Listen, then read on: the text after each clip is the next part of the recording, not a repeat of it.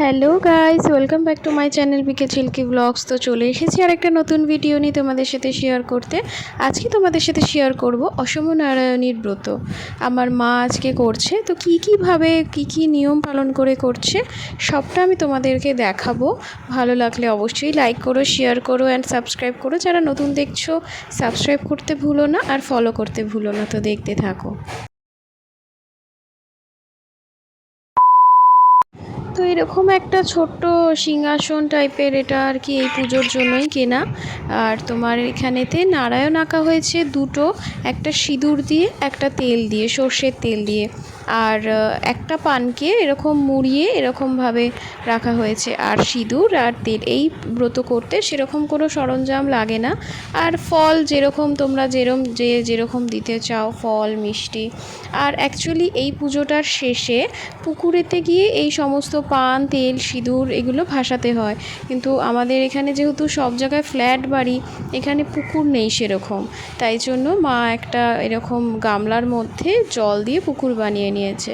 আর এখন যে ঘরটা পুজো হবে, ব্রত হবে, যে ঘরটা দিয়ে, সেই ঘরটাকে মা সাজিয়ে নেবে। সেই ঘটেতে নারায়ণকে একটা কলা, সুপারি আর দুব্বো দিয়ে সেটা সাজাতে হবে।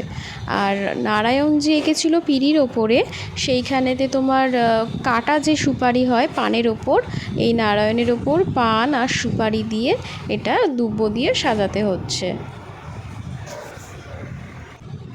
যে ফলগুলো কেটে রেখেছিল, ফলগুলো এক একটা করে টুকরো এই তোমার পান আর সুপারির ওপর দিয়ে দিতে হবে। ফুল দিয়ে ভালো করে সাজিয়ে দিল। এবার ঘরটা সাজাতে হবে। ঘরটা এখনও ভালো করে সাজানো হয়নি, তো ফুল দিয়ে মালা দিয়ে মা এখন ঘরটাকে সাজিয়ে নিচ্ছে। এই ঘরটা দিয়েই পুজো হয়। তৈরি হয়ে গেছে সব সাজানো। তো ওই দেখো, ওইদিকে মা যে পুকুর তৈরি করেছে একটা গামলার মধ্যে, মাটি, গঙ্গা মাটি আর গঙ্গার জল দিয়ে, তো ওইখানটাই পুকুর ওটা। আর এখন পুজোটা হবে, মা পুজোতে বসছে, নিবেদন করছেন এখন। এই ব্রত শেষে মানে পাঁচালি ঠিক না, কিন্তু গল্প আছে একটা।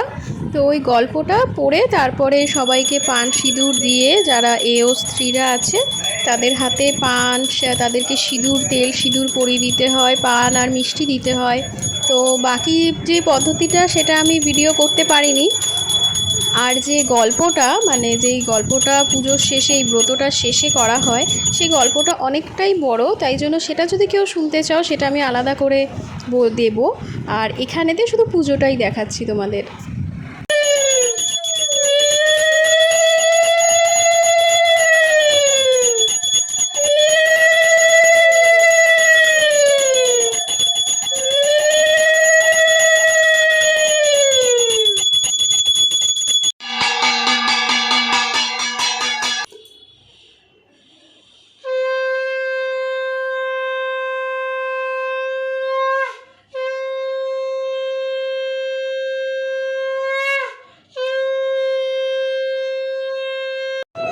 এই দেখো, তোমাদের যেটা বলেছিলাম, পুজোর শেষে ব্রত কথা হয়ে গেছে মার পড়া। তো পুজোর শেষে এইভাবে ভাসাতে হয় পুকুরে। তো সব জিনিস নিয়ে যেতে হয় আর পুকুরে ভাসিয়ে দিতে হয়। কিন্তু যেহেতু পুকুর নেই, এটা আর্টিফিশিয়াল পুকুর বানানো হয়েছে। তো এখানেতেই সমস্ত পান, তারপরে তোমার যে সুপারি, ফল আর এই তেল সিঁদুর সব এখানেতে ভাসানো। এখানে মানে কাঠাম পরে এরকম কিছু একটা বলে। তো ওই দেখো, মা শেষ করলো পুজো।